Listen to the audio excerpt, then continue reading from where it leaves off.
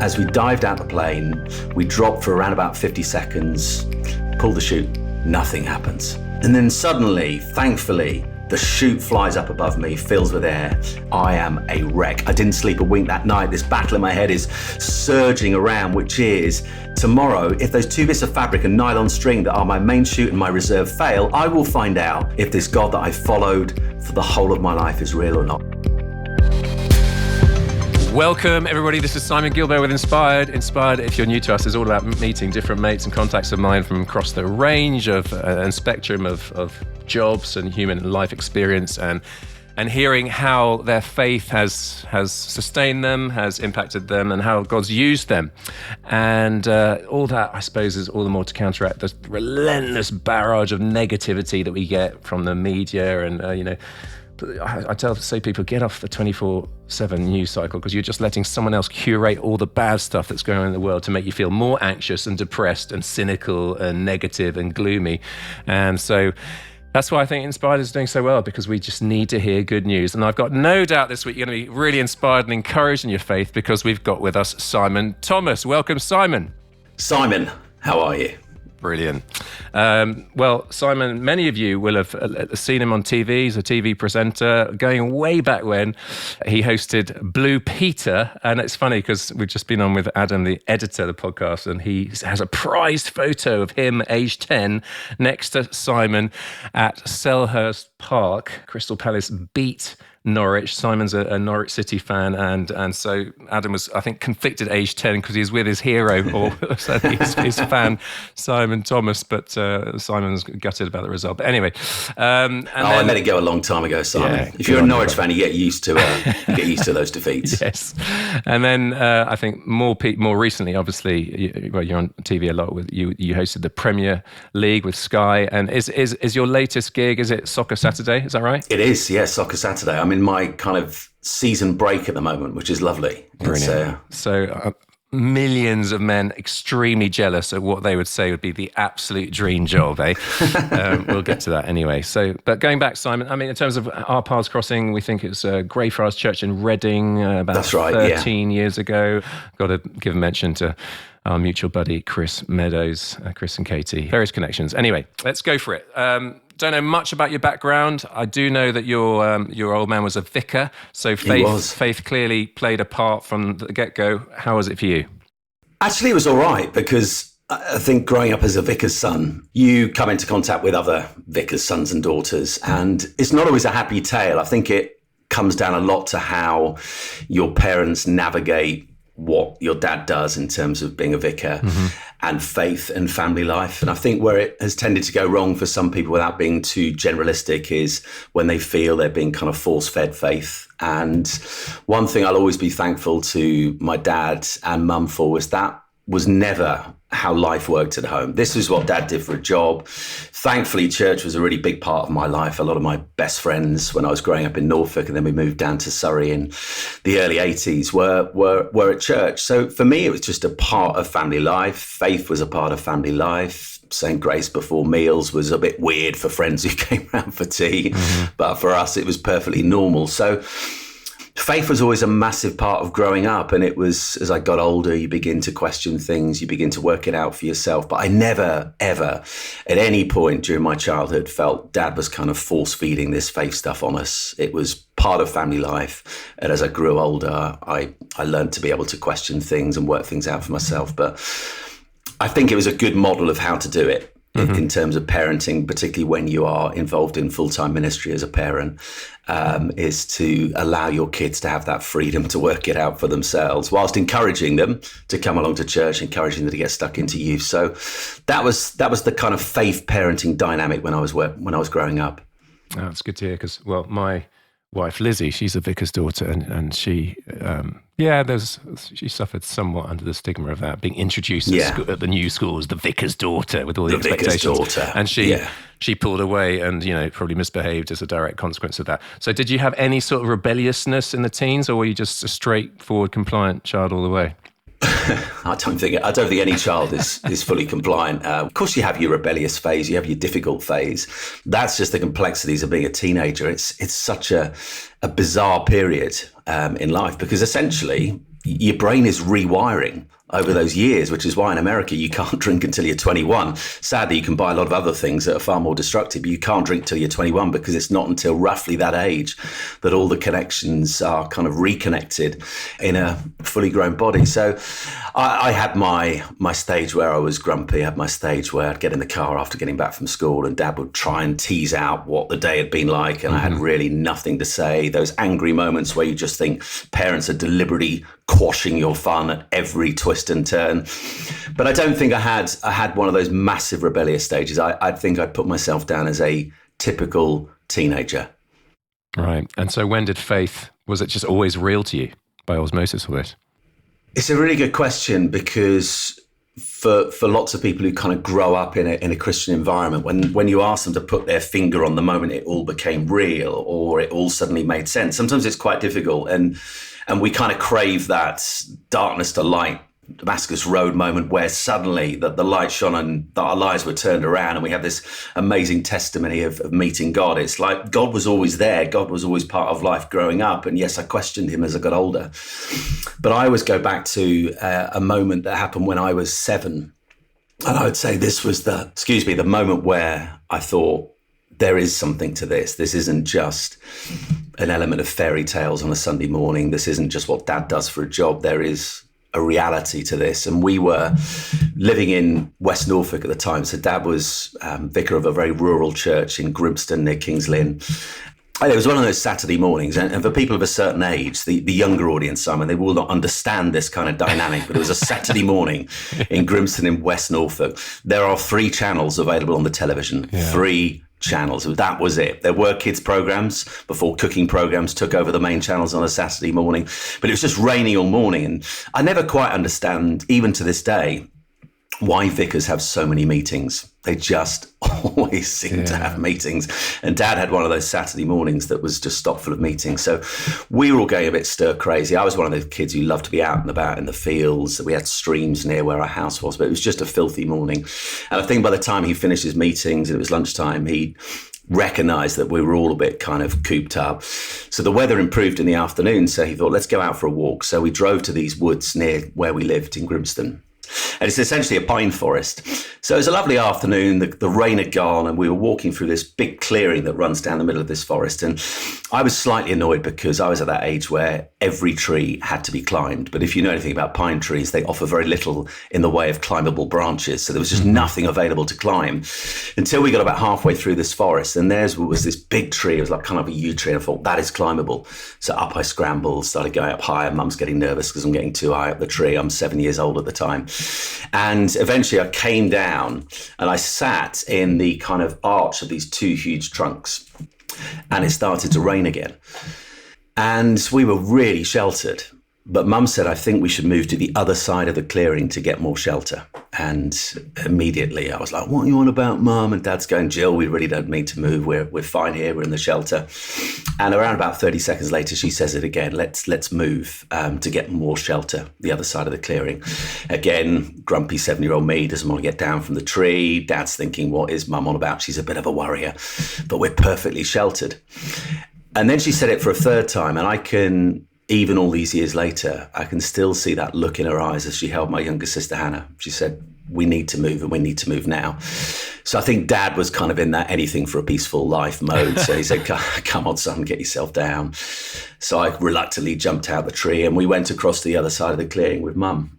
And I'd say probably 30 seconds later, and I can still hear it now. I can still see it now. I could almost smell it. There was just this sound suddenly from nowhere that sounded like a tornado jet coming through the forest. Mm. And as I looked up, there's this sound reverberated around us. There was this kind of tunnel of fire above us. It looked like literally a jet had flown through the middle of this forest. Impossible though, because there's trees everywhere. And then there was this huge explosion followed by a massive thud. And the kind of smoke everywhere and the smell of burnt timber. And obviously we were screaming, very, very traumatized, didn't know what on earth had happened. And I don't know if people watch this podcast, but this here is what was left of the tree that I was sat in. Wow. And you can just see seriously. there my mother holding Hannah. And I'd been sat about here probably Yeesh. about a minute before. And in terms of where this fits in faith-wise, later that evening, so obviously we were hugely traumatized. We realized that we'd come within seconds of certainly me not being here anymore, and potentially quite a number of the rest of my family. And we went home, and some lovely Christian friends of ours came over to see us. And later that evening, which is where the photo comes from, we went back to the tree. And my mum's friend Rosemary, who are a Christian family, just said to mum, because she'd retold the story, and there's so much about it that makes no sense. Why do you move? Why do you need to move? And she said, what was it that made you move at that point? And she said, I just heard this really strong, audible voice in my ear saying, move, you need to move now. And she was obedient to that voice. And Rosemary said, what do you think that was? She said, I really do believe that was God. But that's the moment. And that's why I remember years ago saying to my dad, can we get that framed? And I'm going to have it up. And I have it on my desk. This is where I sit to do my Soccer Saturday prep. And it's there as a reminder to me that actually this God I follow, this God that I've had faith in all these years. And there have been moments when, as I'm sure we'll talk about later, where that faith has felt paper thin. I look back on that moment and go, that was the moment that God really tapped me on the shoulder in a very dramatic way and said, I am real. I am interested in you. And people can listen and go, amazing coincidence. But I go, that's actually way too big a coincidence. Yeah. Amen. Wow. Thanks, Mum. I mean, seriously, God bless her. Thank you, God, and thank you, Mum. Yeah, brilliant. So, just let's move ahead. Tell us about your journey into broadcasting. I know Blue Peter was the big break, but there was Spadework before that, wasn't there? Yeah, there was. I don't think I caught the broadcasting bug until I went to university. I'd done a thing in my gap year called Radio Cracker that, again, some listeners may remember. It was run by Steve Chalk and Oasis. It was one Christmas where they got all these local radio licenses around the country, and Radio Cracker set up these radio stations, which was ostensibly to raise money. But I remember doing a show with a friend called Silas, Kristen Meadows, who you mentioned earlier, and a certain chap called Tim Vine, who at this point was just making his way out in comedy. And we did this radio show together, but one particular Christmas. And I'd done another show on weeknights just once a week. And I just thought, this is a lot of fun. I like the art of communication. I like broadcasting.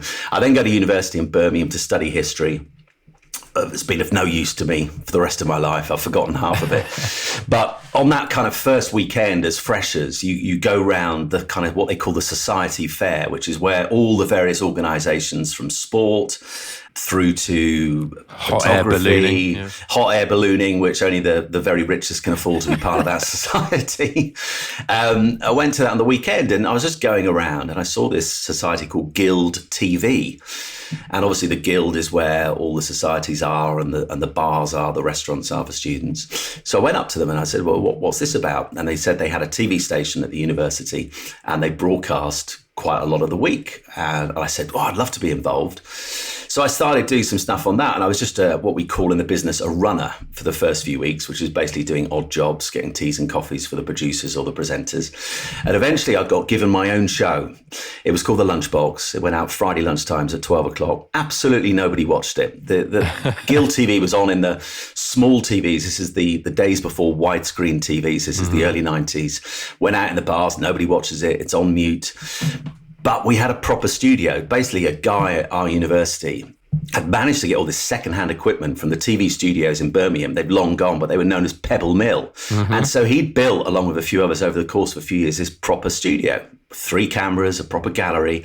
So even though, Simon, nobody watched it, nobody paid any interest in The Lunchbox or, quite frankly, any other programmes that Guild TV produced and put to air, it gave me a taste for what live broadcasting was like. So we did the show live. The skill of being able to communicate to a camera while someone is talking in your ear, being able to be natural at looking at various cameras without making it too obvious. And I just got to the end of the 3 years at Birmingham and thought, I love this. This is a really, really good job. And I'd love to do this. And actually, it was a producer as I left university in the summer of 95. She said, you really should do this. Is there anything particular you'd want to do? And I said, yeah, if I could do anything, it'd be Blue Peter. I grew up watching it. It had that amazing spirit of adventure, of travel. Yeah. And I thought in terms of presenting gigs, in terms of the sheer variety of things you'd get to do, that was the one. But how do you go about even getting close to being considered for Blue Peter? And I went back that summer. It was a stinking hot summer. It was beautiful. And I'd got myself this book called How to Make It as a Television Presenter. So I was feverishly reading how you go about getting your break. And it gave lots of tips on how to make a show reel, which is essentially a short, back then, VHS tape. I'm that old. Short VHS tape of you presenting, basically showcasing yourself, and you send it into programs. I got this other book which listed all the names of the editors of all the programs that were then being broadcast. These are all the things now you can just do by the click of a button on Google. Yeah. But back then you had to be very kind of forensic in finding the names. Blue Peter was top of the list, but I wanted to get work experience. I wanted to get my foot in the door at a TV channel so that if that Blue Peter gig ever came up, I could show that I had a history of being interested. It wasn't just something I'd woken up one morning and thought, I fancy being a BP presenter. And so off I went. And I remember one afternoon in particular, and again, this is kind of one of those moments when I question what I'm doing, when I think, why have I ended up in an industry that feeds so many insecurities, which it does. I think back to this moment. I'm home from university. I'm thinking through how I go about getting some kind of break. And I needed to get on Dad's computer. And he had more of those meetings that I spoke about earlier in the afternoon. So I knew he was going out. So when Dad goes out, I think, right, I need to sit down and write these letters to various editors asking for either a running job or some work experience. And then I'm going to record my show reel. I'm going to send it into Blue Peter. And just before I headed down to Dad's study, I thought, I haven't really prayed about this. I haven't really thought, is this anything beyond a Thomas pipe dream? And whether actually God's in this, is this the direction God wants to take me? Or is this just kind of a selfish ambition? I just fancy the potential of maybe being famous one day and working at an amazing job. And I thought I really should pray about this. So I sat in my bedroom in Beccles before heading down to Dad's study. And I was really specific in my prayer. I think sometimes as Christians, we dress requests to God up. God hears our heart. He knows what's going on in here. And so I was really direct in what I prayed. I said, God, I've given myself 3 years to make it. I don't know why 3 years, but I felt you could only chase the dream for so long. So I just said, God, I just want to know I'm not about to waste the next 3 years of my life. I know my dad's a little bit disappointed that after 3 years at Birmingham studying history and good A-level results, I'm now choosing quite an unpredictable career, but I need to know you're in this. Please, God, give me a sign that I'm not wasting my time. And actually, this is my dream, but not yours. Amen. Head down to the study when Dad's gone out, and I've got my book, I've got my list of people I want to write letters to. I'm about to get going on his prehistoric Apple Mac computer. And I was looking to the left, and there were a pile of Dad's Christian magazines. I was just looking at the kind of subheaders on the front cover of the articles in there. And there was one by Pam Rhodes and Steve Chalk. Pam Rhodes at the time was the Songs of Praise presenter. Steve Chalk at the time was doing quite a lot of stuff within the world of media. And the headline of their little article was, Why We Need More Christians in the Media. So I was like, wow. So I feverishly grabbed the magazine and got to whatever page it was where this article was written. And I'm sure, Simon, you've had one of these moments. I'm sure many people have had these moments who are listening at the moment, whether it be in a church or at an event or wherever it might be, where someone is speaking and it feels like that message is only being said for you. Yeah. It's speaking right into a particular situation at that moment in time.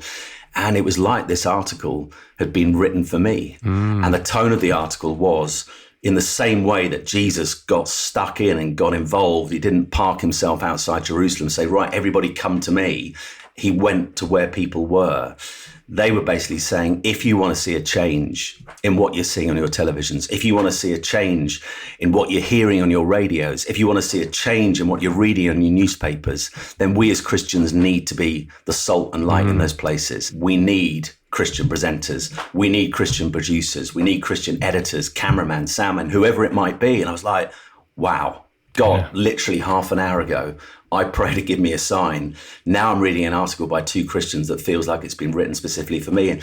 And that was the green light. And that was the moment I thought, this is it. I had no idea what the next 3 years would look like. And actually, in the end, it was closer to 4 years before I actually got the gig on Blue Peter. And there were 2 failed attempts. I'd done lots of kind of running jobs down in London. I moved down to London, so I'd run at LBC radio station in Hammersmith. I was a runner at CBBC at the weekends. I was working in Selfridges in London in the week to earn enough money to pay the rent in London, selling Hugo Boss suits on Oxford Street. And in the end, it was a long kind of period of frustration and failure and thinking, will I ever make it? And then eventually, at the end of 1998 into 99, the opportunity came once again, and that time I got it. And then it all changed. So you, I suppose you, in a sense, became, well, definitely quite well known and maybe the sort of poster boy for Christianity in the UK, if that's not too much to say. But you talk into this sort of faith and fame dynamic, and how did you work that out? Well, Simon, I'll be honest enough to say that I was definitely interested in what it would be like to be famous. I'd be lying through my teeth if I said that was not an interest. It was. I think my bigger interest was being part of just an iconic program that allows you to experience things that I don't think any other show has done before or since. But I was definitely interested in also what it would be like to be known by people. And you've got to remember, for those listening and watching, is that this is the late 90s. The television landscape now is vastly different. If I look at Ethan, my 14-year-old boy, and what he watches, it's mainly online. It's mainly YouTube. It's not linear TV. Back then, Blue Peter on a good day would be getting between 6 and 7 million people watching it. That is like gold dust for the major programs that go on a Saturday night now. That was a fairly regular audience. Our audience was measured in the millions.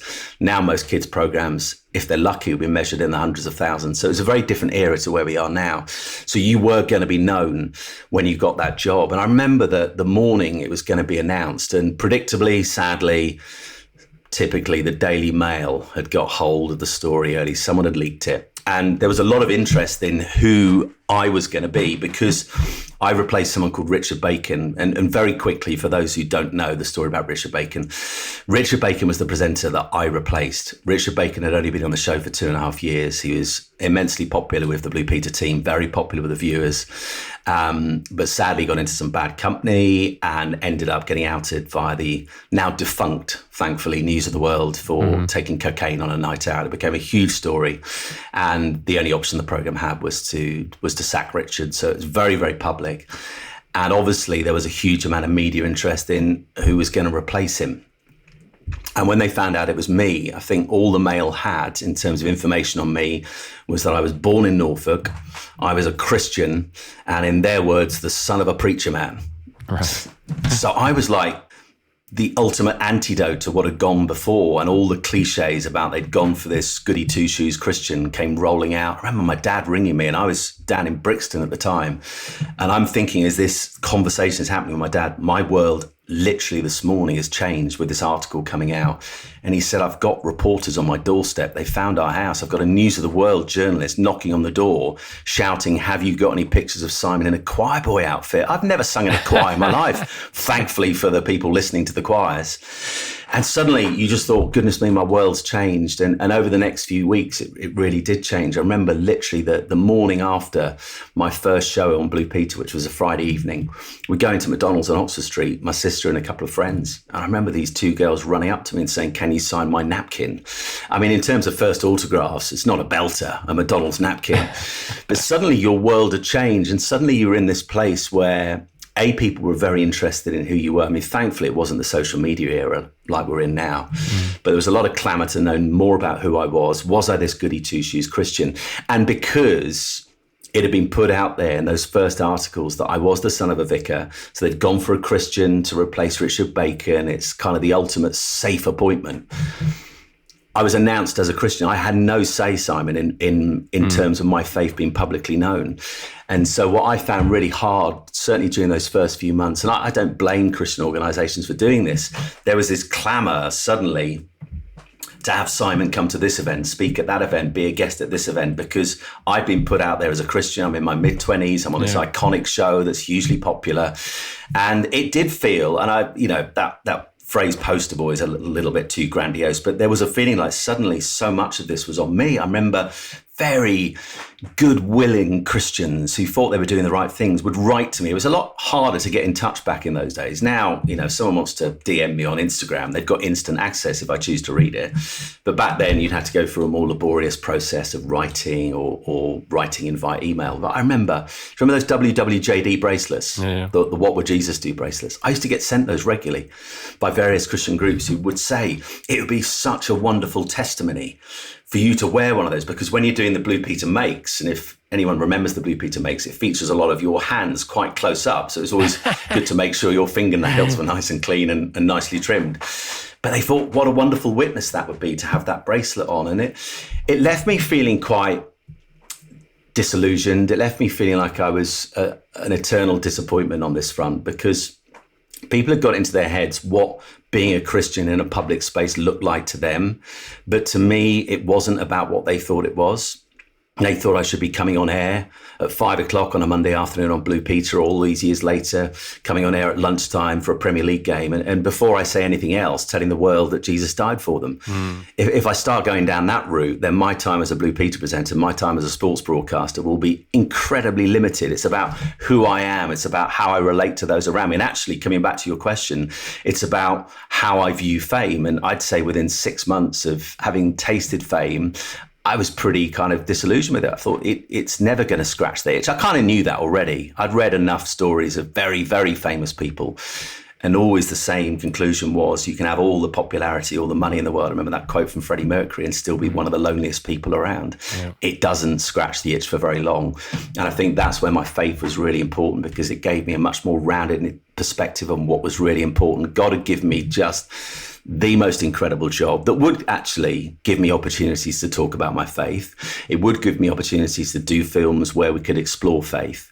But first and foremost, he'd given me a position of responsibility. And actually, the responsibility of that was not wearing bracelets. It was not coming on air and proclaiming the gospel before we got the show underway. It was about being salt and light, coming back to that article, in the place that God had put me in.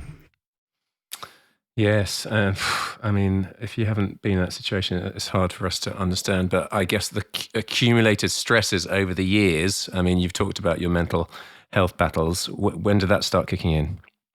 I was very fortunate, and I never had a problem with it on Blue Peter at all. So it was never affected by it on that.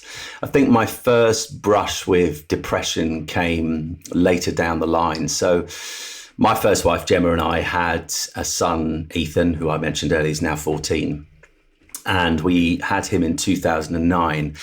And we wanted him to be able to grow up with a brother or sister. Mm-hmm. And we found out, to cut a long story short, that actually Gemma had quite a serious fertility issue. And so our only hope of having another kid was via IVF. And for those listening who've been down this route or know people who've been down this path, it's a really rocky path. And actually, the success rate is quite small, but hope is a really powerful driver in getting people to throw the dice, to spend the money to see if they suddenly can have that first or second child. And we went down that route, and it didn't work at all the first time. The second time it did work. Gemma fell pregnant, but sadly within 2 months or so, she'd had a miscarriage. And at that point, we knew that our hopes of having another child were pretty much over. And I just didn't deal with it very well. I did that classic bloke thing, which I see in a lot of blokes within, well, not just church, actually within society. We tend, when we go through something really different, we tend to retreat. We tend to go into a bit of a cave.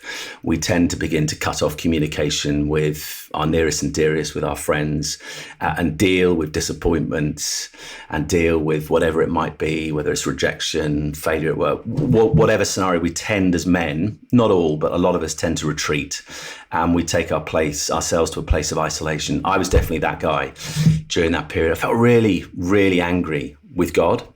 I felt really angry with the world. And for those of you who've been through this, or maybe are going through this, one of the hardest things is, unless you cut yourself off completely from all friends during this period, where probably a lot of your friends will be a similar age and having babies as well. Our perception will be that for everyone else, it's really straightforward and it just happens like that. And for some, it does. But for quite a few, it doesn't. And being presented with that is really, really tough. So I couldn't deal with all those pent-up emotions. I just began to cut myself off from everybody. And I think as I began to do that, and I describe it as like the fog descending, the darkness beginning to close in, that's when my mood really began to darken. And I found myself in this strange place where you feel that sense of energy loss. That enthusiasm for work had suddenly gone. At the time I was doing the Football League, presenting for Sky. So I was traveling the country for 10 months a year, covering around about 90 games a season. So I'm constantly on the road. And I found it really difficult. You'd go to work and you'd have to put on this front. Bizarrely, I actually found going on air, being live on the television, was a release from everything you were feeling, because I think that fight or flight moment kicks in. You've got to perform, you've got to do your job. And so suddenly the clouds clear and they would regather as you drove away from the ground. But I found it really, really hard. And in the end, I had a little bit of counselling and I did take medication for a while. And then it went and everything was okay again. The disappointment, the bitterness and all that had dissipated, and I was more in a place of at peace with what had happened and what the future looked like. But for that period, it's really difficult. And when mental health problems strike for the first time, they're deeply disconcerting, because what they do is they begin to tremble and cause disruption to the foundations on which your life is built. And it feels like that ability to, I don't know, be a husband or be a father, that ability to do your job, the identity that you have begins to feel like it's all shaking. And so it's very, very disconcerting.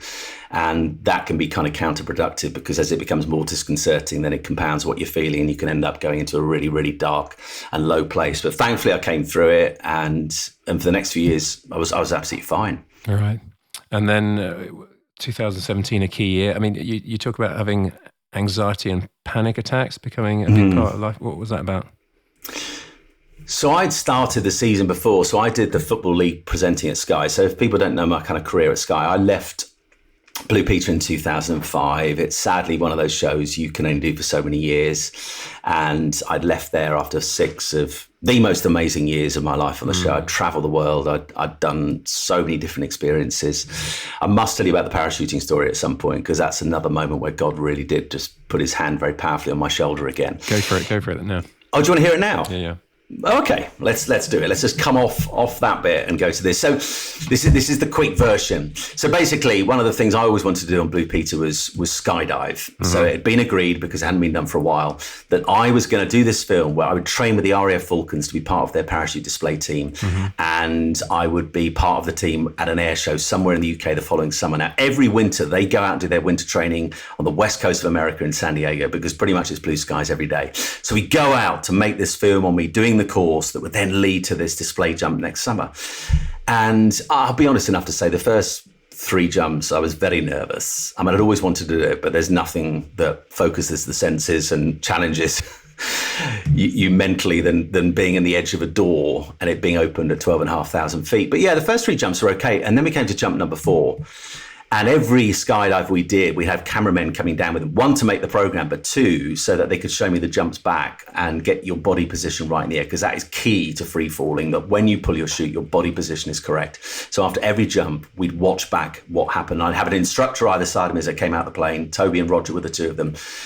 And on this jump number 4, as we dived out the plane, we dropped for around about 50 seconds before it came at 5,500 feet, time to pull the chute. Nothing happens. It felt like a lot longer than it was, but nothing is happening. I just remember this sensation that I was like being punched on the back. And then suddenly, thankfully, the chute flies up above me, fills with air, and I came down. And they actually said, the Falcons later on, they should never have showed me this, but back into the hut we go. They're repacking the parachute to watch what I got right and I didn't get right. And there's this horrific moment where that punching I felt was Toby and Roger trying to dislodge the spring mechanism that fires the little drone chute out, then pulls the parachute. It wasn't coming out. and they had to punch it out, and I totally lost my bottle. The rest of the trip was a disaster. And a few days later, we were coming home, and we made this film somehow out of what we got. But actually, it resonated with the viewers and parents in a really powerful way, because it said to kids, sometimes in life, and they looked at us Blue Peter presenters, we just do everything and we achieve everything, we succeed at everything. Actually, sometimes we don't. Yeah. Anyway, I then a few months later went to do a few jumps in Oxford, near Bryce Norton RAF base, to see if I could get my bottle back. I got my bottle back and said to the programme, do you think we could go out again and make a film about conquering fear? I go back to the same place and I conquer my fear. They took a bit of persuading because it's quite expensive, but I managed to persuade them. So out we go. We're staying in the same hotel.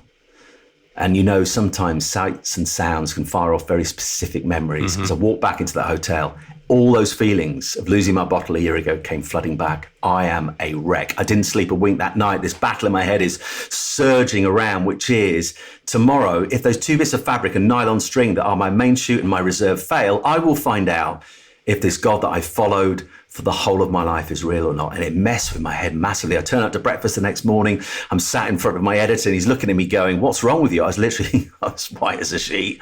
And he'd been my same director a year ago. And I was like, I'm fine. I think it's just the jet lag. He was like, okay, good. You're not bottling it, are you? He actually looked me in the eyes and said, you're not bottling it, are you? I was like, no. Anyway, so I'm really good friends with a guy called Phil Wall. I know you will know him, Simon. He's been like a Christian mentor as well as a mate for me down the years. And he had said to me going ahead, before going out on the trip, if you ever need to ring, just ring me anytime. So I'm going to get some donuts for the boys before we get in the minivan to go to the drop zone. I'm going to Dunkin' Donuts, and I just thought, I've just got to ring Phil. I'm struggling. So I rang Phil. I told him what I'd struggled with that night, and he just said, right, just going to pray for you now, bud, right now. So I'm still on the street corner. He prays for me, and he says, God, I pray right now that Simon would know that you love him and that you are for real. And he just goes and does it. Amen. And he said, now go and do it, bud. Put the phone down, went to Dunkin' Donuts, got the donuts, and I'm waiting to cross back across the highway back to the hotel to get in the van. I felt a tap on my right shoulder. I looked to my right. There's this young guy. I've never seen him in my life before. And I'm not going to do the San Diego accent. He just looked at me. He just said, I want you to know Jesus loves you and it's for real. And I kind of looked back straight ahead. I looked to my right again. He's gone. Now, unless he was Usain Bolt times 10, he cannot have disappeared that quickly. I'm looking down this big street. Where's he gone? Yeah. And then I realised, I was like, my goodness me. Phil literally minutes ago prayed that today I would know in a new and tangible way that God is for real. Yeah. And here in this city, thousands of miles away from where I live in London, about to go and do something that fills me with fear, I've got this guy out of nowhere telling me he's for real. I believe that angels, we have a very certain impression of what they look like. I believe God uses angels in human form to sometimes in a very direct way remind us that he's for real. And do you know what? The first jump was really nerve-wracking, but that moment, that reminder like I'd had at the age of 7 with the lightning strike, it was God once again saying, come on, Simon, I've reminded you once, I'm reminding you again, I'm not some made-up story. I'm real and I'm really interested in you and you're going to be okay. And I just had the most amazing week. I think I did 45 to 50 jumps. By the end of the week, I'm doing somersaults out the back of a plane. I'm jumping in T-shirt and shorts, having the time of my life. And it was an amazing film of conquering fear. But it's Genesis, the moment at which it became conquering fear, was the moment that my Lord, my Savior, tapped me on the shoulder on a street in San Diego and said, just to remind you, I'm for real. Yeah. And he is indeed for all of us. Love that. So family life 2017, I'm guessing, is just lovely. You've got a gorgeous wife, you've got a lovely little boy, and you've got a thriving career, and then the ultimate sucker punch. Tell us what happened. Yeah, that autumn 2017 was, I can't sort of think of a word that best describes it. Nightmare. Just a mad period of life, because before that I'd had some really pronounced mental health problems, which had led me to coming away from Sky. So by this point, I'm doing the Premier League for Sky. I'm into my second season. So I'd kind of reached the top at Sky in terms of sport and live sport. So yeah, to those looking on in, I'm living the dream. I'm doing an amazing job. I'm getting to talk about football and Premier League football for a living. I've got a family. I'm living in a nice house in Reading. So to anyone looking in, you're thinking, gosh, that's a pretty nice, sorted kind of life. And then out of nowhere, I just began to struggle with anxiety hugely every time I was working. And that became a really horrible battle over the space of a month. And then into that, I started getting panic attacks quite regularly before going on air. So from a mental health point of view, it was already an incredibly dark period. And I'd come away from Sky. They'd taken me out of the firing line just to get better. And again, coming back to what I'd said earlier about mental health, it just, at that point, everything foundational wise in life felt like it was reverberating. I'm thinking, I don't actually right now see how I ever go back to doing what I was doing.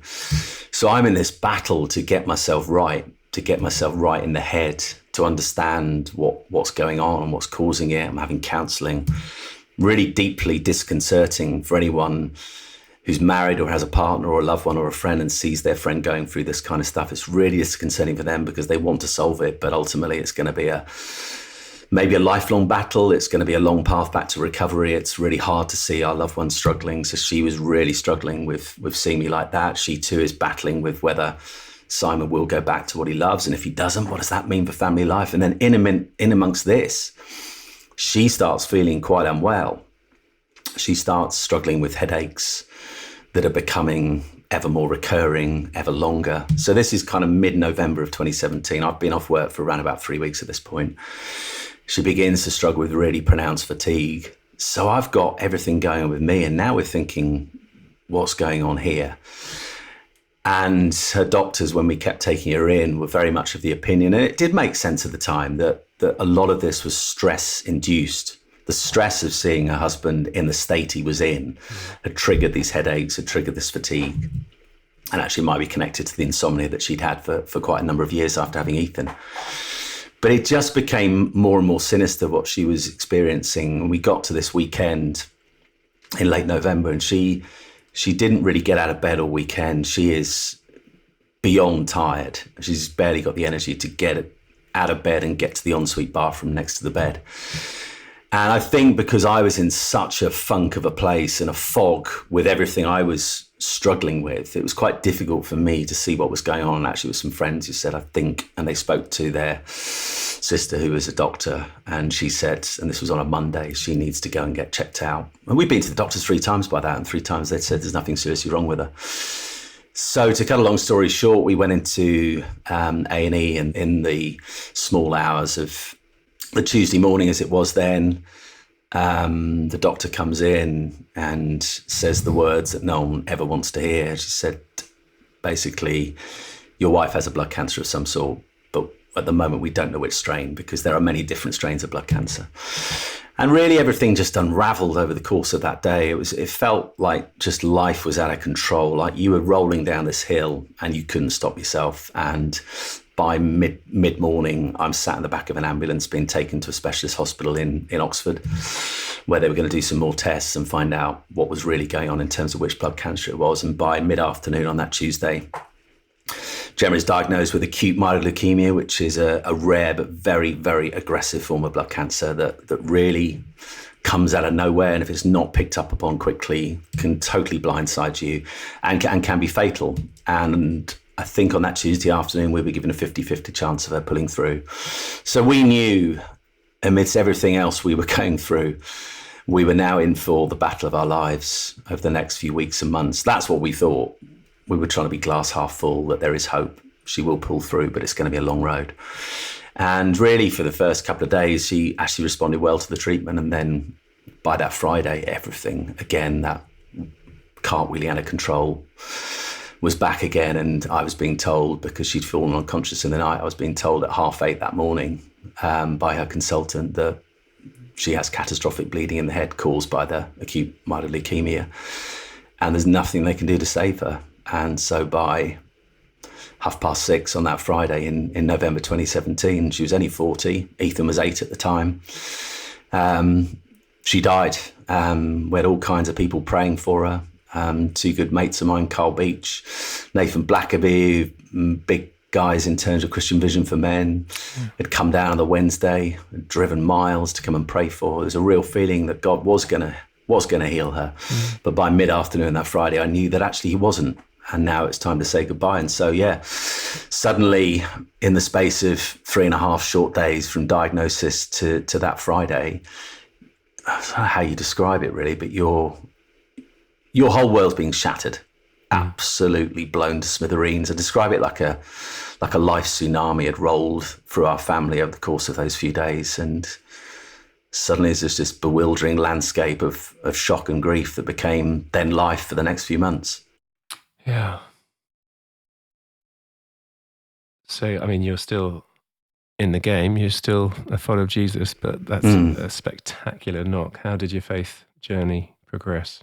In terms of my faith, listen, there were plenty of times when I wanted to turn my back on it. I think one of the most important things for me in terms of processing all this, and somehow in amidst that process, holding on to God, was just being at peace with the fact that it's okay to be angry at God. It really is.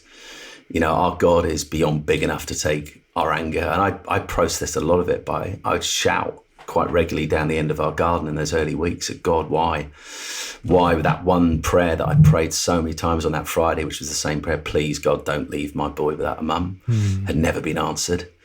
And I was so angry with God, but actually it was a really important part of holding on to him, because once I got to the point where actually it's okay. It's okay to be angry with God. It's okay to vent my spleen at him. It's okay to ask these questions. The Bible is full of people ranting and raving at God because he's big enough to take it and he can handle it.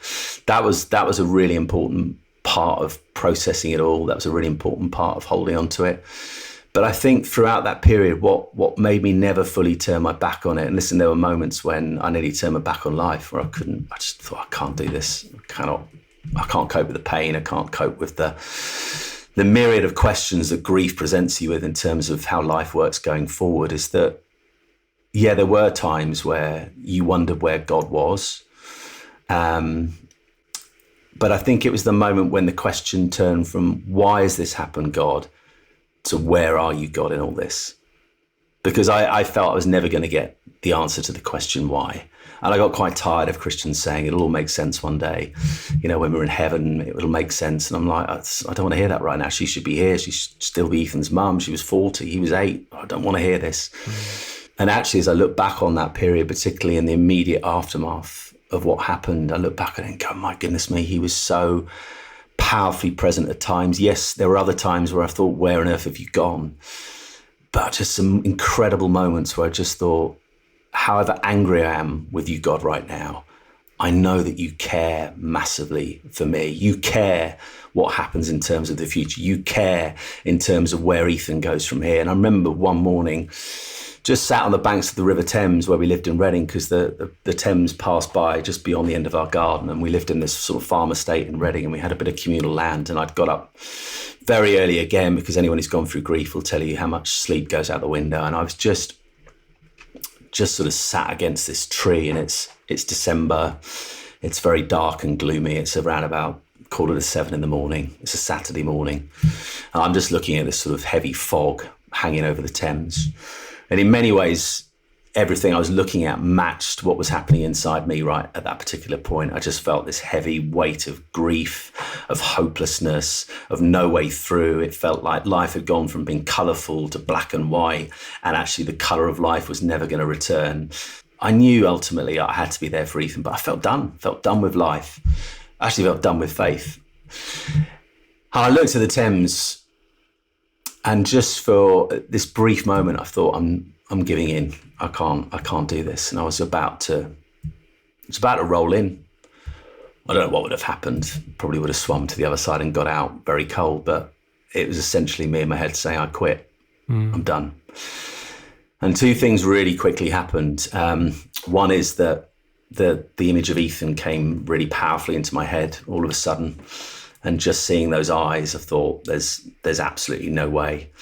Cannot leave him orphaned if I go as well. And I remember just feeling this really strong sense that I wasn't alone that morning, that there was someone sat not too far away from where I was. And I looked to my left, and I had such a strong, palpable image of this man who was sat there, and he was looking me squarely in the face, and his eyes were filled with tears. And it felt to me, Simon, in that moment that was the figure of Jesus. And that he was saying that I understand I know what it feels like to lose someone. I wept tears at the tomb of Lazarus. I know what it's like to be in the darkest of places. In fact, I know what it's like to be in a place of darkness that's beyond even what you're experiencing, which is when I died on the cross, when the lights fully went out, when that separation happened between himself and the Father. I know what true darkness looks like. I understand.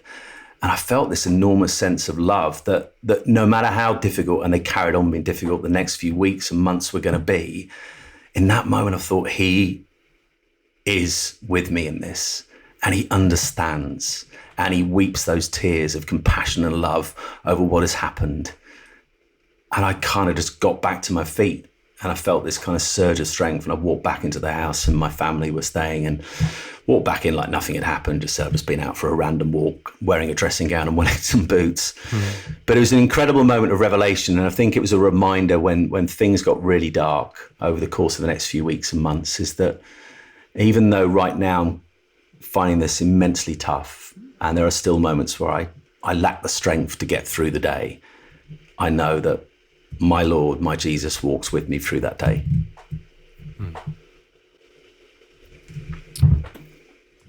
It's good to sit in that. I mean, it's all messy, isn't it? And it's sometimes it's one step forward and two steps back on that journey. Grief is messy. Yeah, totally. Grief is so messy. So, I mean, you mentioned Carl Beach there, fantastic brother. He's been on the podcast. He has now, I mean, he's got loads of health issues himself with Parkinson's, but also he's been stirring men, particularly, to get off booze, because how destructive it is, how it's easy to slip down that path, and that's part of your story as well, isn't it? Yeah, it is. I probably had an unhealthy relationship with alcohol for quite a number of years. I've spoken about it a number of times. I think particularly during the early Blue Peter days, it was a bit of a social mask, just because I found I had a certain expectation of how people expected me to be in social settings, because I was this TV figure, and there's often a bit of a discrepancy between the TV presenter version of you, where you have to put on a bit of an act and actually you. But it didn't become a real destructive problem until that 2017, after Gemma went.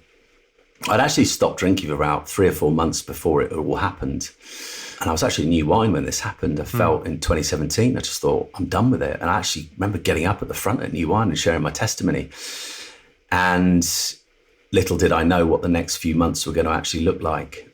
But I went back to it probably 2 days after the funeral. If anyone's been through, there absolutely will be people listening to this who've been through grief, because it's something we'll all go through at some point. It's after the funeral comes and goes that it gets really, really tough, because there's a kind of momentum that takes you through that initial period between someone going and then the funeral, particularly if you're someone who's blessed enough to have lots of friends and family around you. But then the funeral, which for me is the real goodbye, the proper full stop, that tends to be when the really painful grieving process begins, because it's not that they don't love you or care about you, but people are going to have to go back to their families. They're going to have to go back to work, and this is your new life. And somehow you've got to get used to it. I didn't want to get used to it. I found the loneliness in the evening too much, too painful, because we were quite a small family as well. Once Ethan had gone to bed, the house was horribly quiet, and you felt that painful physical absence of Gemma not being there anymore. And I'd say to anyone listening to this who's going through something really tough in life, and it's a hard thing to hear, I did not want to hear it at the time, but in order to come through something really difficult, something really challenging, something like grief, maybe mental health problems, whatever it might be, the breakdown of a relationship, in order to find a place of healing, you're going to have to sit in the pain. You're going to have to feel the pain. You're going to have to confront the pain. For those first few months, I couldn't. When that loneliness began to get acute, I would drink. And as the weeks and the months went on, it just got worse and worse and worse. And it became my kind of go-to thing. And it wasn't long before I was getting through a litre of vodka a night. And it was always the same pattern. And I'd know this the next day when I woke up. It would numb that feeling of desperate loneliness. It would numb the painful feelings of grief for a time. But the pattern was always the same. Once that initial numbing had happened, an hour or two later, as sure as night follows day, you would descend into a really dark and actually quite a dangerous place. really dangerous place. And this battle went on for months. And I went to AA for a while. That just didn't work for me. AA is brilliant, by the way. But in the same way, counselling doesn't work for everybody. In terms of mental health, medication won't work for everybody. It didn't work for me. And it ended up being a really long battle for months. And it got better in time, but it never really went away. And I remember chatting with Carl Beach, and he told me about this new little group he'd got on Facebook called Sober Leader, which was a safe space for people within leadership in Christian circles to discuss alcohol, to discuss their relationship with it, to support each other if they had taken the decision to maybe leave drinking behind.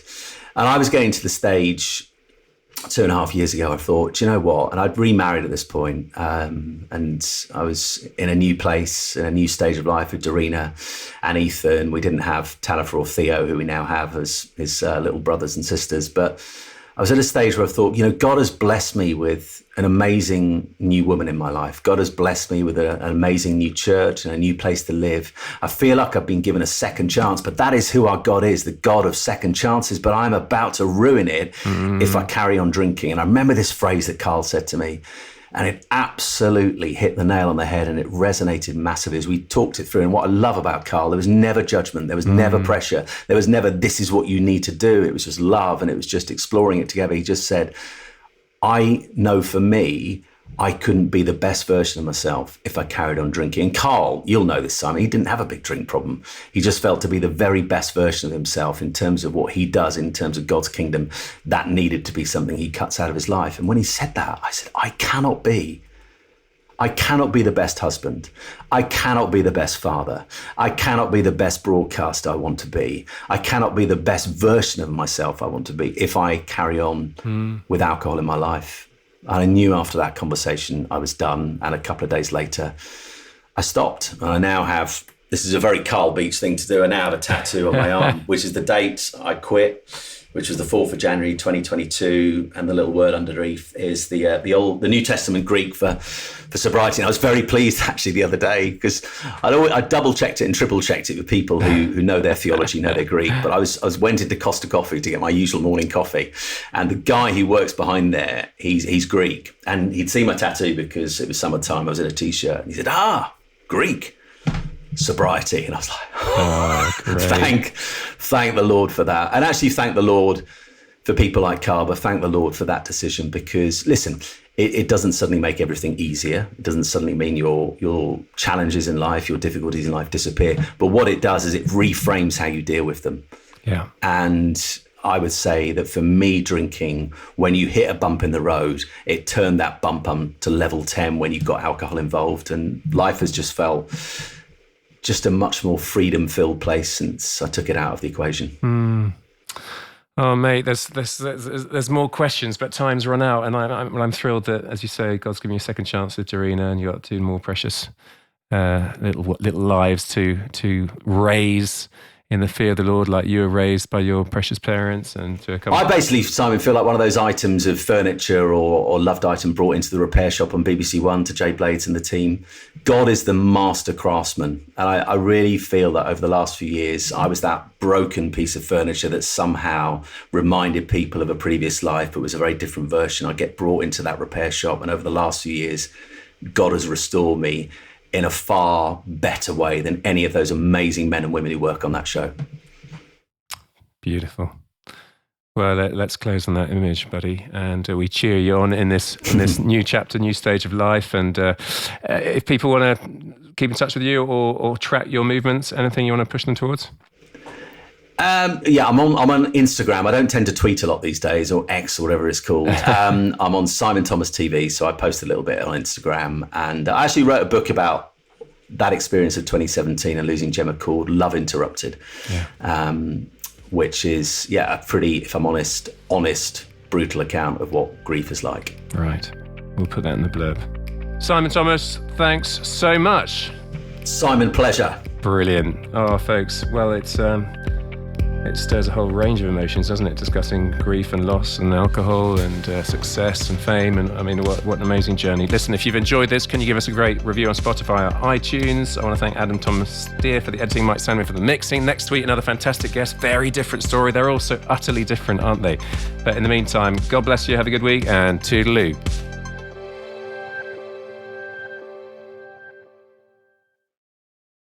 Hi, could I ask for a favour?